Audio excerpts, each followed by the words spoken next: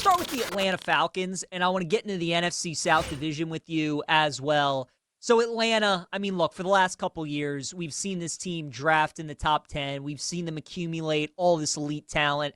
Kyle Pitts and Drake London and Bijan. They've gone after skill position guy and skill position guy.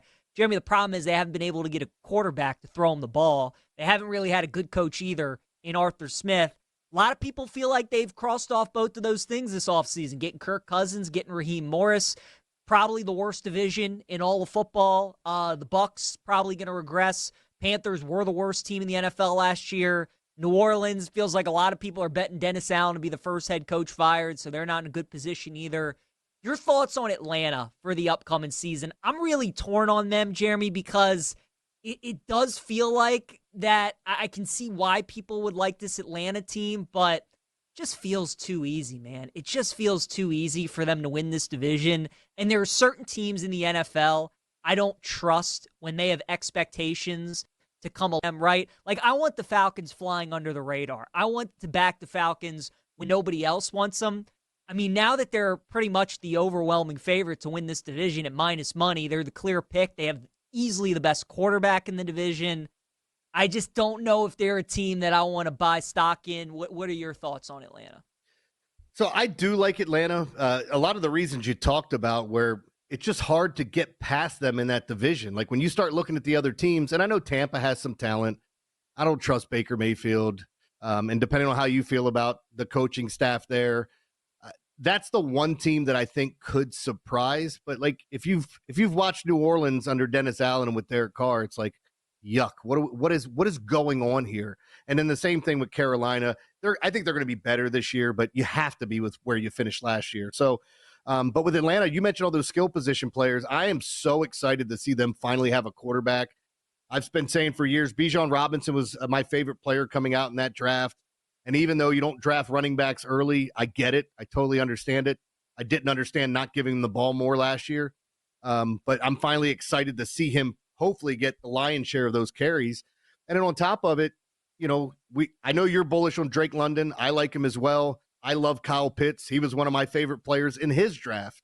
And they draft a lot of these skill positions high, but they're not even using them the right way, And I didn't get the Michael Penix Jr. thing last year. I know what they're doing. I just thought when you sign a quarterback like him in the offseason, go get something. They have a good offensive line. Go get something on defense that can help them. Maybe there's another piece on offense, but we'll see. But to me, they are the best team in that division. The only way I see them losing is with an injury. To one of their quarterback, to a quarterback. I can't get past them against Tampa Bay, Carolina, and New Orleans. And that may be a chalky pick. I don't usually make a ton of them. I just think, and maybe you're right. Maybe sometimes when it looks too easy, it is. I just like the Atlanta Falcons a lot this year. So, yeah, people that are watching us on Twitch or YouTube, if you can see on your screen, Atlanta, the odds right there for the NFC South. Atlanta minus 120. You got Tampa 3-1, the Saints plus 375, and then you have the Carolina Panthers down to 11-1 now. So, Jeremy, in this division, I've actually been making the case for the Carolina Panthers, and the guys on BetQL Daily the other day, Chris Mack and Joe O, were giving me a really hard time. And it made me love the bet even more because now they have just set themselves up for complete failure. just one of those like when the Panthers win the division, it's going to be like one of those receipts, right? Like, what is that? Old Takes Exposed, like that account.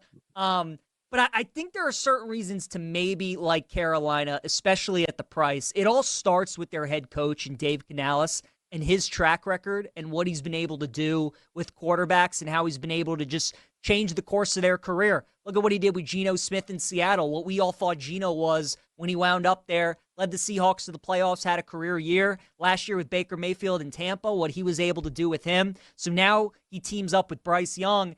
And also look at the recent history, Jeremy, of what we've seen out of quarterbacks and how bad they can look their rookie year with a certain head coach in a certain situation and how they can do a complete 180 in year two. Look at Trevor Lawrence with Urban Meyer, Doug Peterson. Look at Jared Goff with Jeff Fisher and Sean McVay.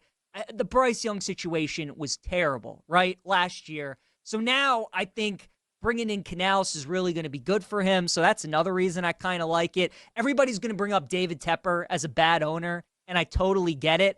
I'm not picking them to win the NFC. I'm not picking them to win the Super Bowl. We're just looking at the division. The Commanders under Daniel Snyder have won the division before. The Knicks under James Dolan have won the division. Like, these things have happened before. You can win a division. I'm not talking long term. And then the other one is just Atlanta as a favorite, right? It's not like we have the Chiefs in this division. It's not like we have the Niners. We don't have one of these top teams in the NFL. We have the Falcons, who aren't used to being in this position. So I agree with you. Atlanta is the most talented team. There's a reason why they are as heavily favored as there are.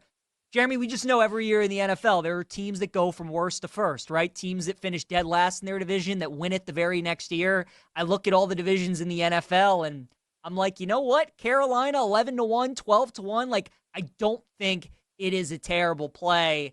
Atlanta should win the division, but it's like, is that a team that you really want to trust when they're this heavy a favorite to win it? So it's funny because, like, I just go back to what Ken says on this show all the time when we're doing futures. It's like, do you have a vulnerable favorite? This division is that's all it is. And if you look at the history of it, if people like to look at trends and things, they were going on that for a long stretch of somebody new winning the division every single year. Like, it was the favorite wasn't winning it because they'd lose the following year. And that's why I think the Carolina thing's not weird. And I've said this to my co-host before when we were talking about Tua. I think Tua is another one of those examples when people saw him when he first started playing going, are they going to throw the ball downfield? Because everything looks like a 10-yard pass or it's off the line.